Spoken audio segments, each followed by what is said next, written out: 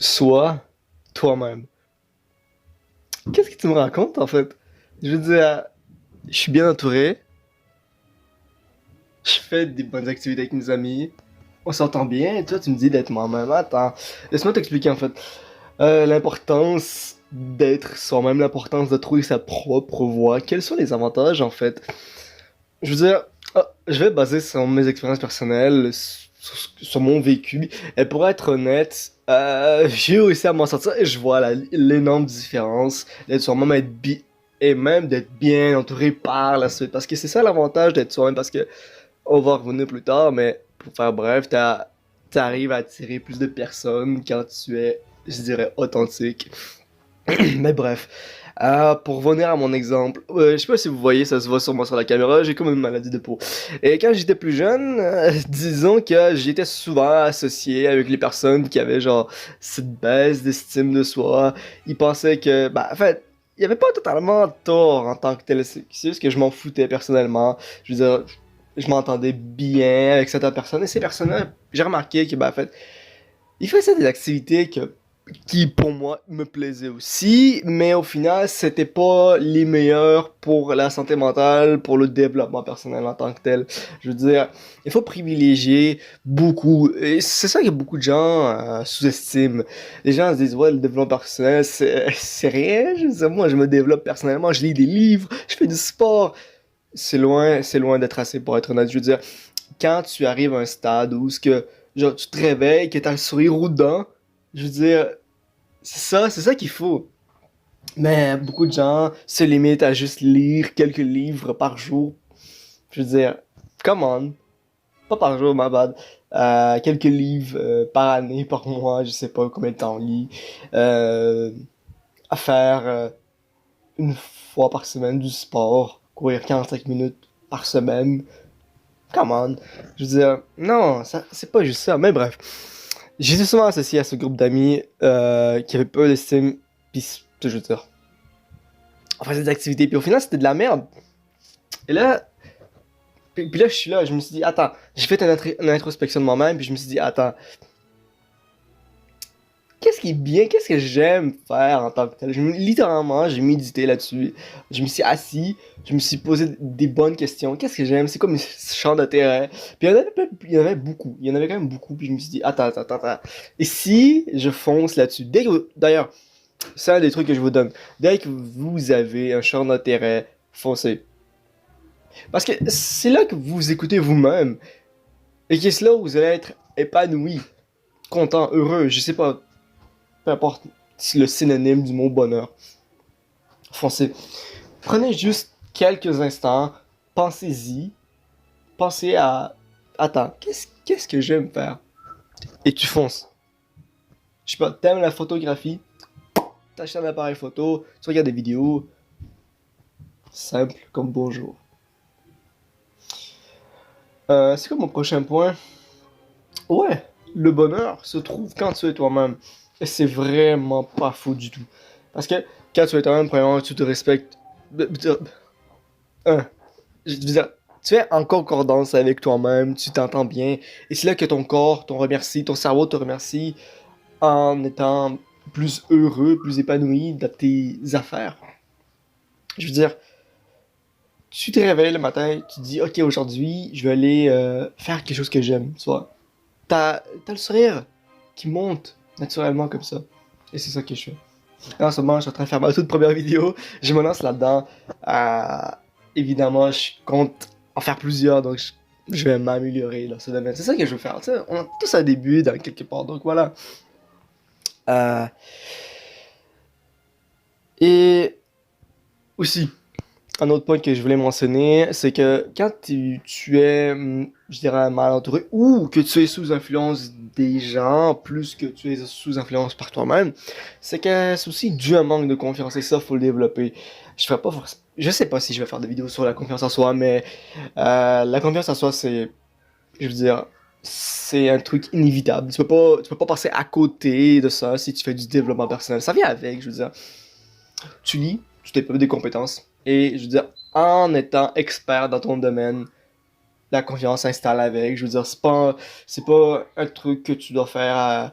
C'est pas une compétence qui se débloque comme ça, du jour au lendemain. C'est tout au long, elle s'améliore, elle se renforce. Tu vois, c'est simple. Puis le lien que je voulais faire entre le mauvais groupe d'amis et le manque de confiance en soi, c'est généralement quand tu es influencé plus par tes amis, c'est généralement que tu as un très gros manque de confiance. Tu te dis, ok, je vais laisser mes amis faire des activités qui soi-disant vont me plaire. Je veux dire, on va aller boire de l'alcool, on va aller fumer. Je veux dire, non, c'est pas ce que ton cerveau demande. C'est littéralement nocif. Et ça, beaucoup de gens, bah, ils se disent, ouais, non, ça n'est qu'une fois. Ah bah ça, ils font ça 2 semaines plus tard. Puis ils font ça ainsi de suite. Puis c'est pour ça que beaucoup de gens tombent dans des mauvaises addictions dues à leur entourage. Je veux dire, l'entourage est très important. On est des êtres sociaux. Je veux dire, l'entourage, c'est très important. Que ce soit famille, amis, proches. Choisissez votre entourage. Choisissez les bonnes personnes parce que je veux dire, tu peux pas être tout seul. Si t'es tout seul, waouh, félicitations, je veux dire, waouh, mais tu peux pas rester longtemps tout seul. Je veux dire, être seul, c'est bien si tu veux te ressourcer. Genre, retrouver ton identité si tu es complètement perdu, te développer, te construire, tu vois. Mais une fois que t'as ton plan, t'as ton business, tu peux décider de te munir de personnes, de bon entourage, tu vois. Mais il y a une affaire que aussi, je me disais, s'il y a absolument rien que tu aimes faire seul, c'est que tu es juste influencé par les autres. Je veux dire, come on, je me répète, mais tu vois, prends un moment pour toi. Voilà. Il faut surtout apprécier ces moments-là. Je veux dire, beaucoup de gens sous-estiment la méditation parce que c'est rien, tu es juste assis, à rien faire. Non, c'est plus que ça. C'est littéralement laisser ton cerveau, tes penseurs, ton cerveau à libérer des pensées. Parce que c'est rendu que maintenant, moi personnellement j'ai remarqué ça, c'est rendu que maintenant, je suis tellement en mode consommateur, je veux dire, je me réveille, maintenant je prends le transport, je mets des écouteurs, je veux dire, ton cerveau n'a même plus le temps de prendre du temps pour lui et de penser. Alors que généralement, plus tu passes de temps à penser, plus tes pensées s'orientent à ton bonheur, je dirais. Plus tes pensées, c'est des pensées du genre ah, je devrais faire ça pour m'améliorer dans tel domaine qui m'intéresse. Ah, je devrais me mettre au sport pour avoir un bon physique. Ah, je devrais me lancer dans la photo parce que c'est quelque chose que j'aime. Et peut-être même, je pourrais devenir influenceur sur les médias sociaux grâce aux appareils photo. Je ferais des photos, je prendrais des modèles en photo et puis je les posterais sur Instagram. Tu vois, c'est simple. C'est des champs d'intérêt que ton cerveau il se développe naturellement si tu laisses du temps à te poser, à t'asseoir, puis juste réfléchir. Puis le problème c'est que on est tellement en mode consommation, c'est que quand, quand tu te poses, ça prend littéralement du temps avec les premières pensées arrivent. En tout cas, moi j'étais tellement à fond dans la consommation, j'écoutais tellement de choses, je regardais tellement de choses qu'à un moment donné je me suis dit ok je vais méditer, voir. Puis je ressentais qu'il y avait rien. La méditation ne fonctionnait juste pas pour moi. Mais je me suis dit, attends, je vais rester quand même longtemps. J'y resté aux alentours de 45 minutes pour avoir mes premières pensées. Puis après ça, je me suis dit, attends, je vais rester plus longtemps. Puis c'est là que les pensées beaucoup plus constructives apparaissent. C'est ça que je vous dis. Juste prendre du temps vraiment pour soi. Euh, De plus, une chose très importante. Je pense que ça va être la dernière, je sais pas. J'ai les notes, mais j'y vais au feeling. Euh, la dernière chose, la créativité vient surtout lorsque tu es seul. Et la créativité, c'est un atout tellement extraordinaire, tellement, je veux dire, sous-estimé par beaucoup de personnes, je dirais aussi. Mais quand tu es créatif, c'est là où tu arrives, je dirais, à te démarquer dans ton domaine parce que tu te démarques. Parce que c'est rendu que les gens, genre, ils veulent s'associer à tel groupe de personnes pour s'identifier à ce groupe. Je reprends, je retourne dans le sujet où on parlait de bon entourage, mauvais entourage.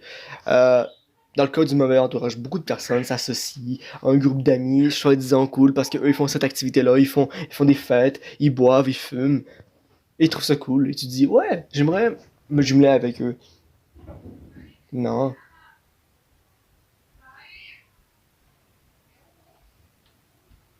Les mouvements de groupe, généralement, c'est pas.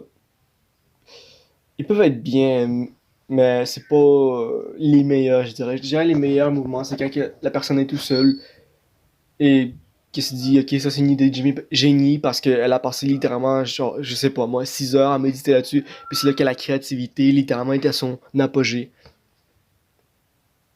Bref, je pense que j'ai fait le tour du sujet. C'était.